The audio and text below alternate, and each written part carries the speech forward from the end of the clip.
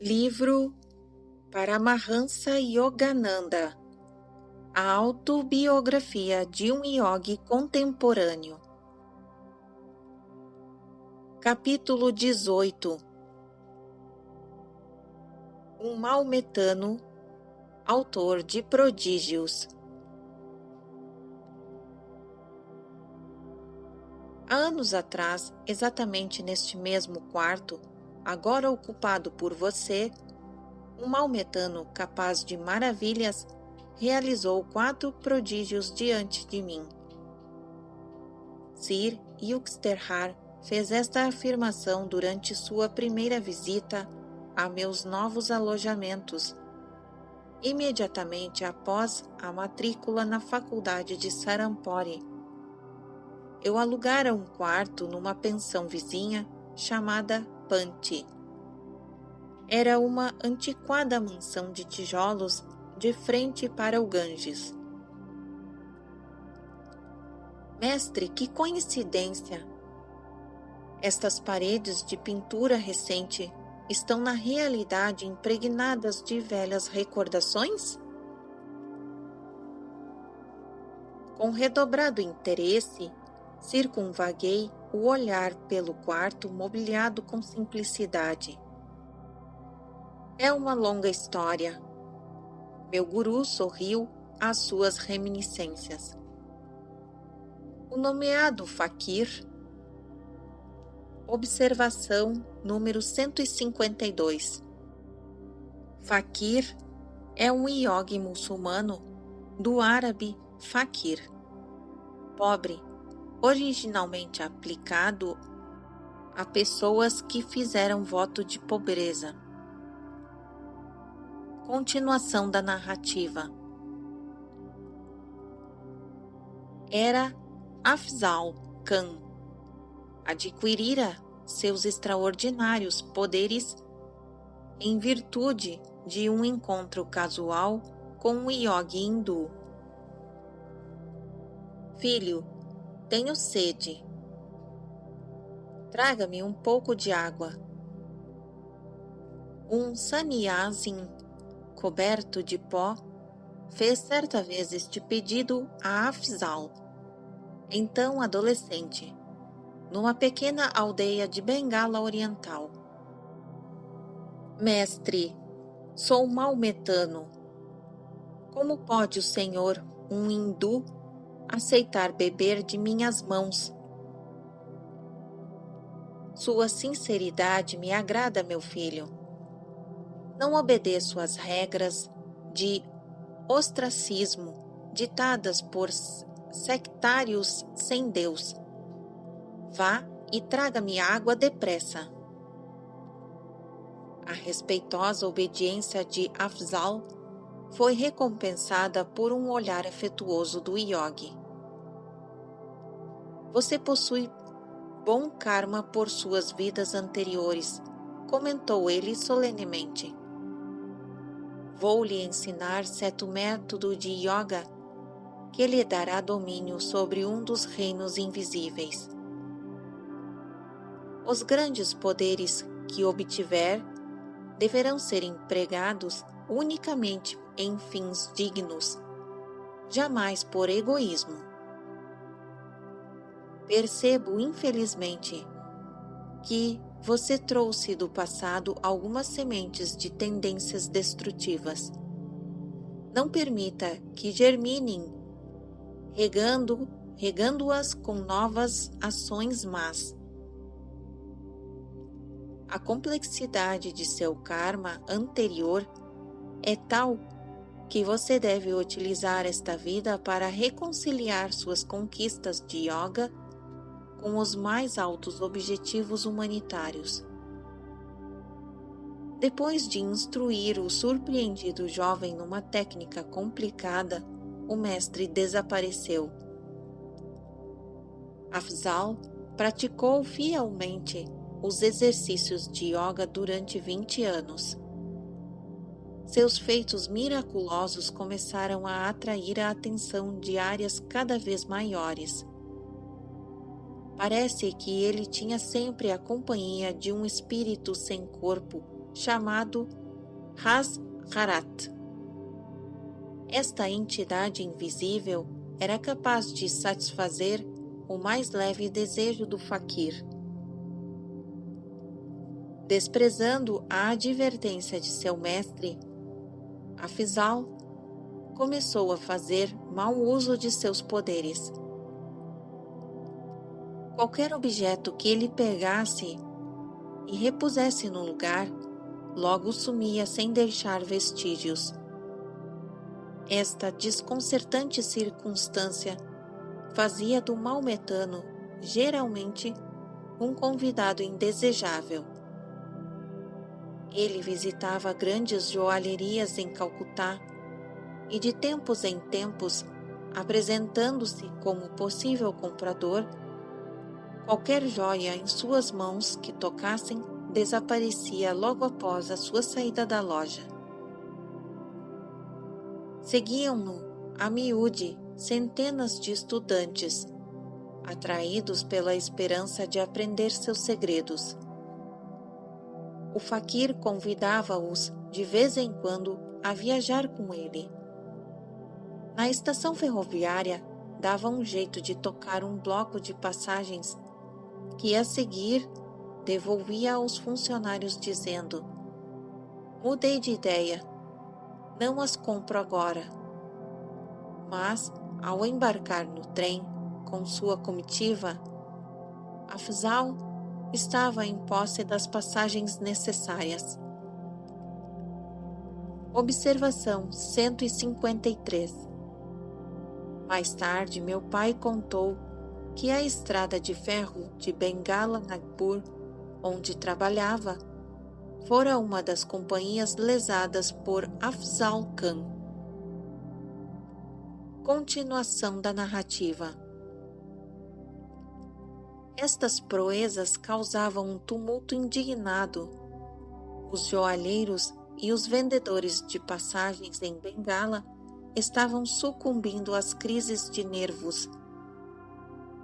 Os policiais que buscavam prender Afzal sentiam-se despreparados. O faquir removia qualquer indício incriminatório, dizendo simplesmente: "Hazharat, leva isto daqui." Sir Yuxterhar levantou-se de seu assento e caminhou até a sacada de meu quarto, sobranceira ao Ganges. Eu o segui ansioso por ouvir mais sobre o desnorteante Rifles maometâneo. Esta pensão, Panti, pertenceu anteriormente a um amigo meu. Ele conheceu Afzal e convidou-o a vir aqui. Meu amigo também convidou cerca de 20 vizinhos, eu inclusive. Muito jovem naquela época, eu sentia viva curiosidade pelo notório faquir. Meu mestre riu. Tomei a precaução de não usar objetos de valor. Afzal examinou-me com interesse e a seguir comentou: "Mãos fortes as suas. Desça as escadas até o jardim. Apanhe uma pedra lisa e nela escreva o seu nome com giz. Depois, atire-a no Ganges, o mais longe que puder." Obedeci. Assim que a pedra sumiu sob as ondas distantes, o maometano de novo dirigiu-se a mim. "Encha a vasilha com água do Ganges, perto da entrada desta casa." Quando voltei com uma jarra de água, o faquir gritou: "Hazharat, coloque a pedra na jarra." A pedra apareceu imediatamente. Retirei-a da jarra e achei minha assinatura tão legível como no instante em que a escrevi. Babu, um de meus amigos, presente no quarto. Observação 154. Não recordo o nome do amigo de Siriuxterhar e devo referir-me a ele simplesmente como Babu, que significa Senhor. Continuação da narrativa. Babu usava um antigo e pesado relógio de ouro, com a respectiva corrente. O faquir examinou-os com admiração. Um mau agouro. Em breve, eles tinham sumidos. Afzal, por favor, devolva meu relógio de estimação. É herança de família.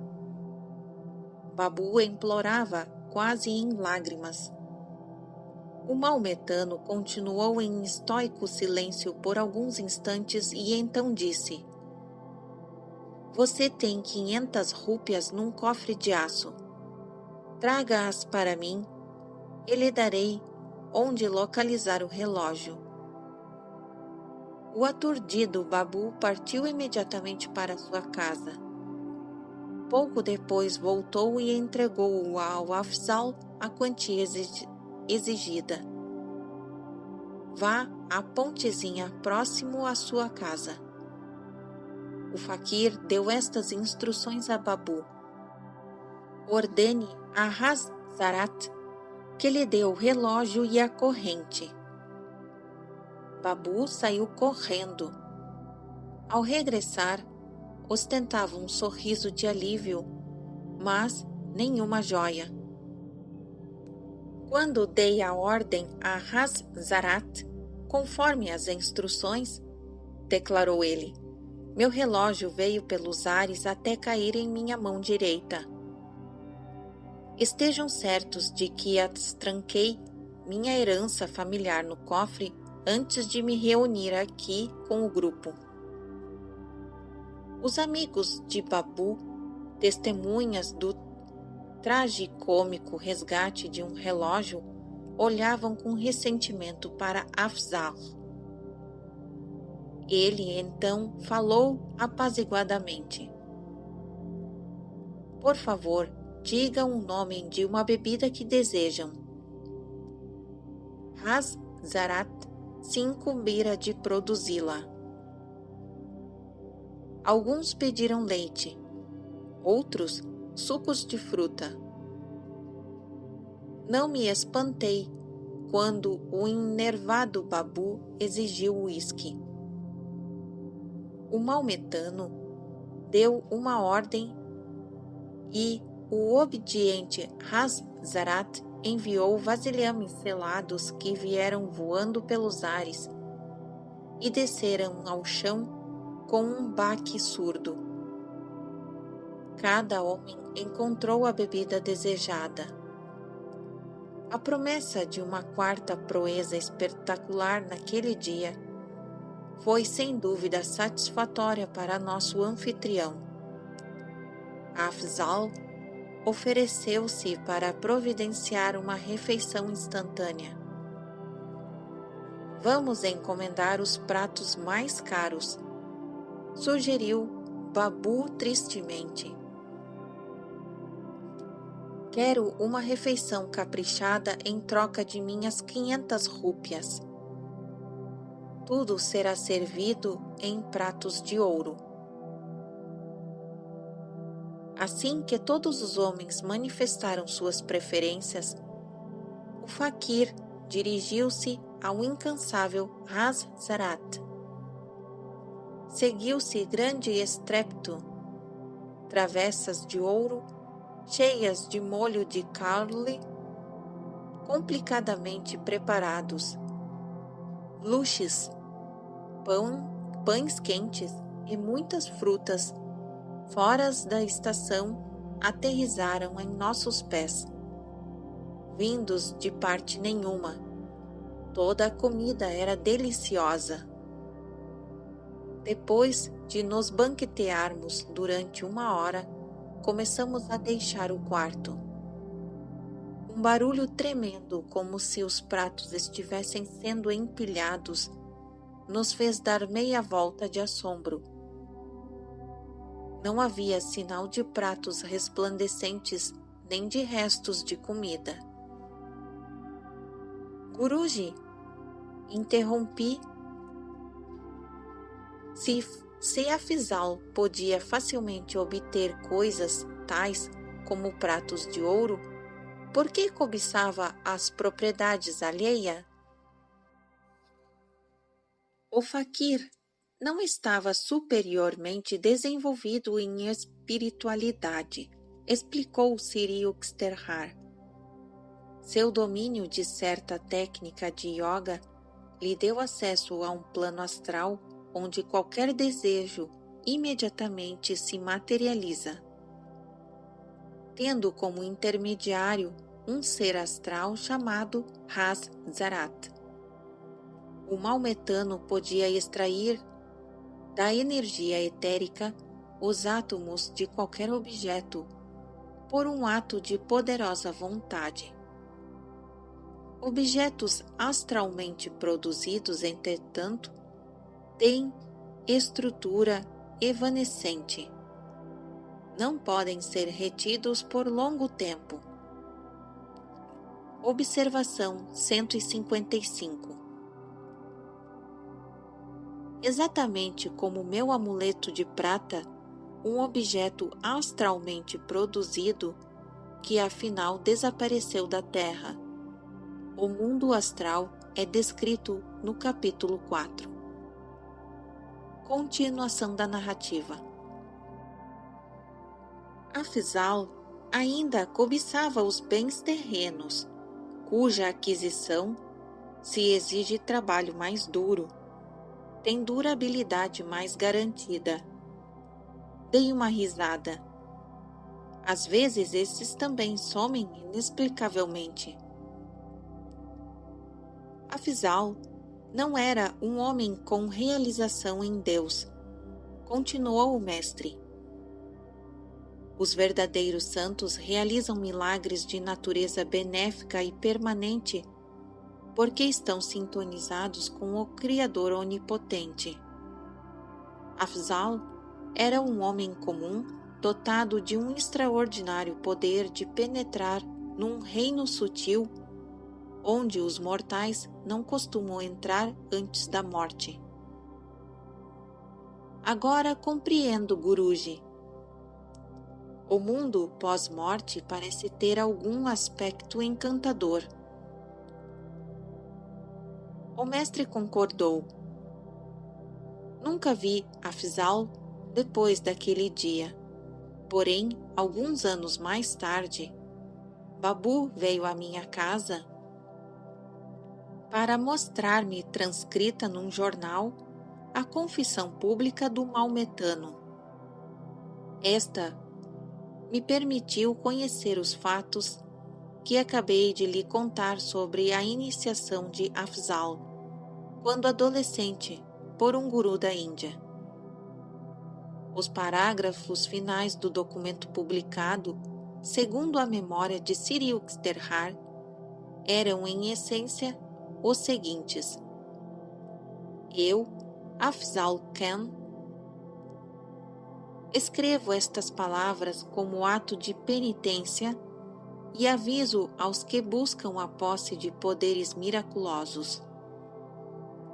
Durante anos, fiz mau uso das prodigiosas habilidades a mim concedidas pela graça de Deus e de meu mestre. Embriaguei-me de egotismo, considerando-me acima das leis comuns da moral.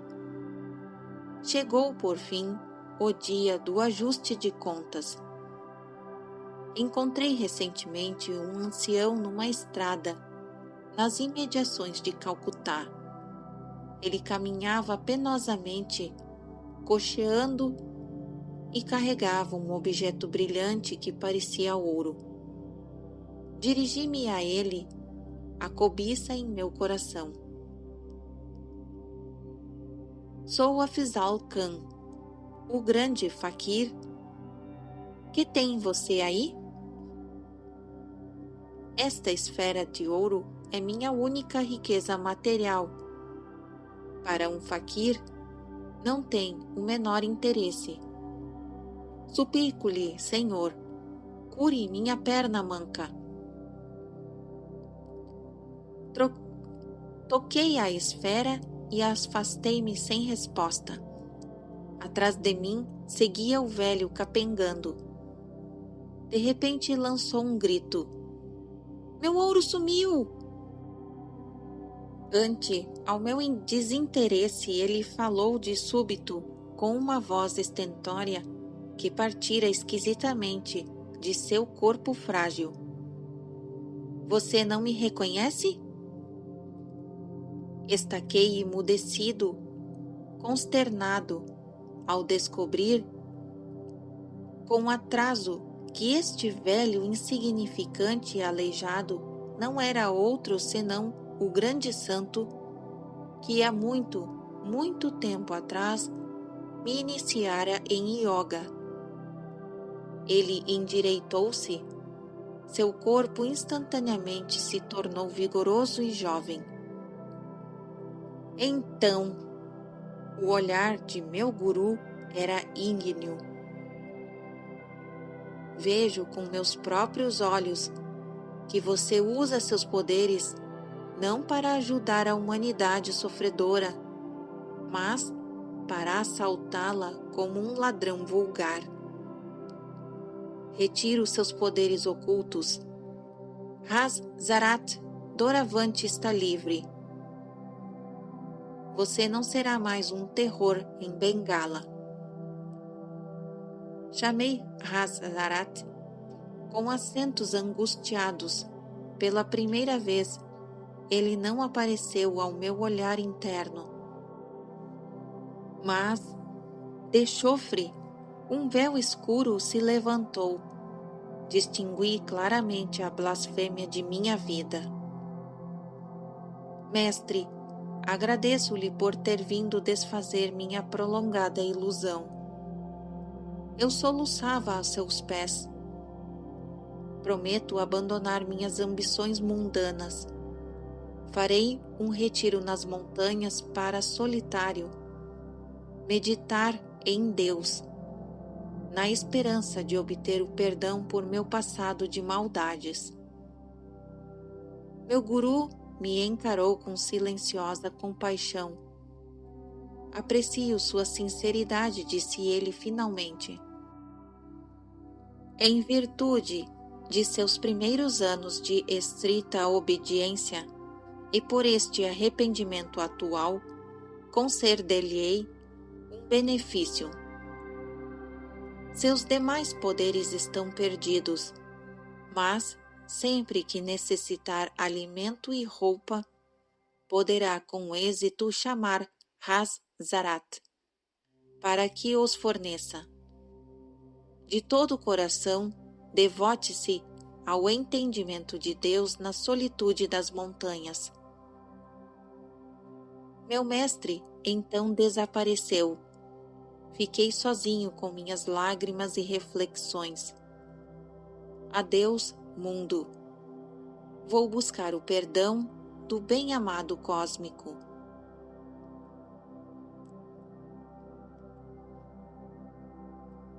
Fim do capítulo 18.